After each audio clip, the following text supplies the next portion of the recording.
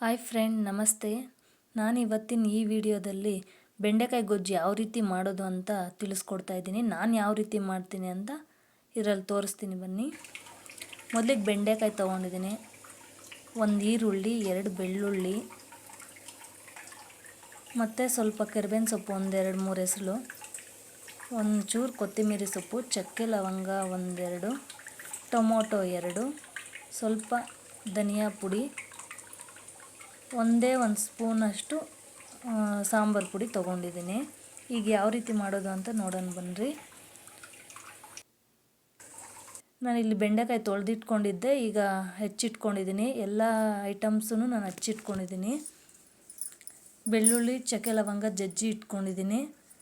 ಒಣಮೆಣ್ಸಿನ್ಕಾಯಿ ಎಲ್ಲ ಪುಡಿ ಮಾಡಿಟ್ಕೊಂಡಿದ್ದೀನಿ. ಈಗ ಯಾವ ರೀತಿ ಮಾಡೋದು ಅಂತ ನೋಡೋಣ ಬನ್ನಿ. ನಾನಿಲ್ಲಿ 2-3 ಸ್ಪೂನಷ್ಟು ಎಣ್ಣೆ ಹಾಕ್ಕೊಂಡಿದ್ದೀನಿ ಮತ್ತು ಬೆಂಡೆಕಾಯಿ ಹಾಕ್ಕೊಂಡಿದ್ದೀನಿ ಅದರಲ್ಲೇ.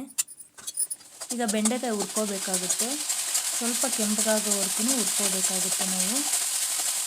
ನಾನು ಯಾವುದೇ ರೀತಿ ಮಸಾಲೆ ಐಟಮ್ ರುಬ್ಬಿಲ್ಲ ಇದರಲ್ಲಿ, ಎಲ್ಲ ಅದರಲ್ಲೇ ಹಾಕಿ ಗೊಜ್ಜು ಮಾಡ್ತಾಯಿದ್ದೀನಿ.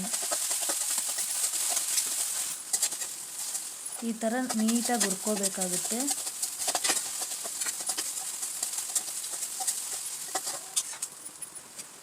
ಚೆನ್ನಾಗಿ ಹುರ್ಕೊಂಡ್ರೇ ಅದು ಬೆಂಡೆಕಾಯಿ ತಿನ್ನೋದಕ್ಕೂ ಚೆನ್ನಾಗಿರುತ್ತೆ ಫ್ರೆಂಡ್ಸ್.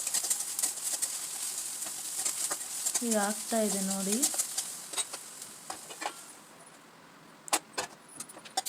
ಮತ್ತು ಅದೇ ಬಾಣಲಿಯಲ್ಲಿ ನಾನು ಎಣ್ಣೆ ಹಾಕ್ಕೊತಿದ್ದೀನಿ.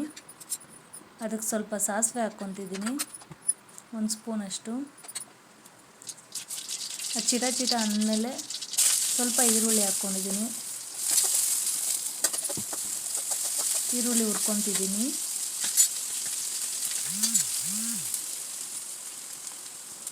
ಮತ್ತು ಅದಕ್ಕೆ ಒಣಮೆಣ್ಸಿನ್ಕಾಯಿ ಮತ್ತು ಕರಿಬೇವಿನ ಸೊಪ್ಪು ಇವೆರಡು ಹಾಕಿ ಮತ್ತೆ ಮಿಕ್ಸ್ ಮಾಡ್ತಿದ್ದೀನಿ.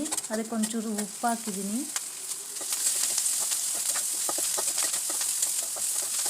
ಚೆನ್ನಾಗಿ ಈ ರೀತಿ ಹುರ್ಕೊತಾ ಇರಬೇಕು, ಕೈ ಆಡಿಸ್ತಾನೆ ಇರಬೇಕು. ಮತ್ತು ಇದಕ್ಕೆ ಟೊಮೊಟೊ, ಬೆಳ್ಳುಳ್ಳಿ ಮತ್ತು ಚಕ್ಕೆ ಲವಂಗ ಇವೆರಡು ನಾನು ಜಜ್ಜಿಟ್ಕೊಂಡಿದ್ದೆ. ಇದನ್ನು ಹಾಕಿ ಅದೇ ರೀತಿ ಫ್ರೈ ಮಾಡಿ ಒಂದು ಸ್ವಲ್ಪ ಉಪ್ಪು ಹಾಕಬೇಕು, ಯಾಕಂದರೆ ಟೊಮೊಟೊ ಬೇಯಬೇಕಾಗುತ್ತೆ. ಬೇಯಬೇಕಂತಂದರೆ ಉಪ್ಪು ಒಂಚೂರು ಹಾಕ್ಲೇಬೇಕು ಇದಕ್ಕೆ. ಇವಾಗ ಚೆನ್ನಾಗಿ ಬೇಯ್ತಾ ಇದೆ. ಈಗ ನಾನು ಬೆಂಡೆಕಾಯಿ ಹುರಿದಿಟ್ಕೊಂಡಿದ್ನಲ್ಲ ಅದನ್ನು ಹಾಕ್ತಾಯಿದ್ದೀನಿ ಫ್ರೆಂಡ್ಸ್.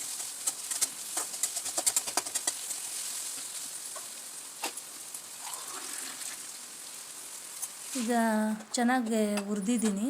1 ಗ್ಲಾಸ್ ನೀರು ಹಾಕಿದ್ದೀನಿ ಮತ್ತು ಅದಕ್ಕೆ ಧನಿಯಾ ಪುಡಿ ಮತ್ತು ಸಾಂಬಾರು ಪುಡಿ ಚೂರು ಹಾಕ್ತಾಯಿದ್ದೀನಿ.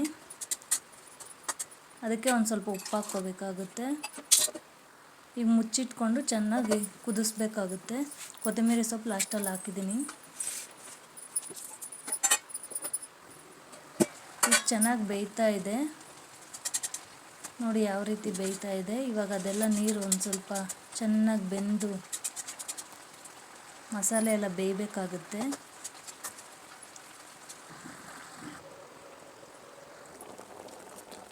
ಈ ಕಡೆ ನಾನು ಮುದ್ದೆ ಮಾಡೋದಕ್ಕೆ ಇಟ್ಕೊಂಡಿದ್ದೀನಿ.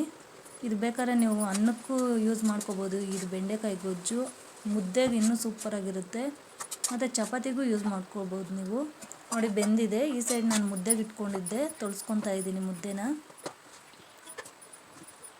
ಮುದ್ದೆ ಬೆಂದಿದೆ, ಮುದ್ದೆ ಮಾಡ್ಕೊತಾ ಇದ್ದೀನಿ ನಾನು. ಈ ಬೆಂಡೆಕಾಯಿ ರೆಸಿಪಿ ನಾನು ಮಾಡಿರೋದು ಒಂದು 3-4 ಜನ ತಿನ್ಬೋದು ಫ್ರೆಂಡ್ಸ್. 4 ಮುದ್ದೆ ಆಗಿತ್ತು ನಾನು ಮಾಡಿದ ಮುದ್ದೆಗೆ ಮತ್ತು ಬೆಂಡೆಕಾಯಿ ಸಾಂಬಾರಿಗೆ, ಬೆಂಡೆಕಾಯಿ ಗೊಜ್ಜಿಗೆ ಇದಕ್ಕೆಲ್ಲನೂ ತುಂಬಾ ಚೆನ್ನಾಗಿರುತ್ತೆ ಮುದ್ದೆ ಕಾಂಬಿನೇಷನ್ನು.